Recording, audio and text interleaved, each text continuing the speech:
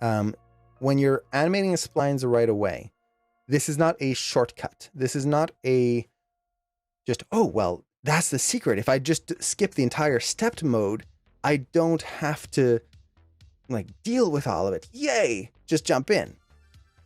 Technically, yes, that's true, because as you're blocking in splines, you're fixing the issues right away that would normally come up when you go into splines. So you kind of avoid that. Yes. But it doesn't mean that you're skipping the whole thought process that you should be going through in this. An example of this would be like with drawing. Let's say you want to draw a pose. When you first learn how to draw, you're taught that you want to think of shapes. So for example, let's say you want to think of an eye and you want to draw an eye. Well, you're supposed to think of the sphere of the eye. Okay. Now you have to think of where the eyelids will connect right through here. And then you draw the eyelid over top coming through and then down at the bottom here. Add some depth to it. Okay. Add the pupil right in here. Like so. And then we can erase what we need right here. And there we go. We've got an eye.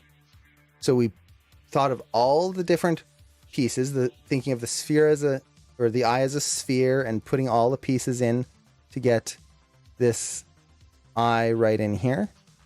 And let's add a little shine right in there. So we could do that, or we could just draw an eye like that. Now, when you're doing that, ideally, when you're drawing an eye quickly, you're not just going, oh, well, draw an eye. You're still thinking of the same things. You're trying to think of the eye as that round surface. So as I'm drawing the eyelid, I'm not just going to go, okay, line. It's going to be a thoughtful line where, it has to curve around here. And then it has to curve up and then through here. Because again, we've got that round surface of the eyeball there. There's supposed to be a depth here in there. Right through there for that lower lid.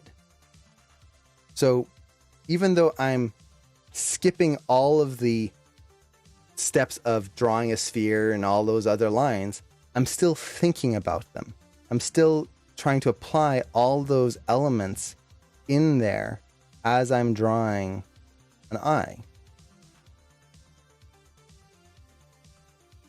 So when we're blocking in splines, it's not just about, oh, I'm just going to go in splines right away. Haha. You're still trying to think of all your posing, all your keys, all your important moments. How is the motion going to go? You're thinking through all of that in a slightly different way. One of the biggest things that I see with student work when they just jump right into splines right away and just animating splines is that it's very easy to just fall into, let's just start moving things where I need them and there's no thought process anymore. It's just chaos and hoping for the best. So I generally recommend, if you're starting out, do pose-to-pose animation. It helps you focus on getting good, clear posing, good, clear mechanics, a good solid base that you then build up on. But once you have that understanding, do experiment with spline blocking, because sometimes that just works better for some people. They like that way more. It just makes sense to them.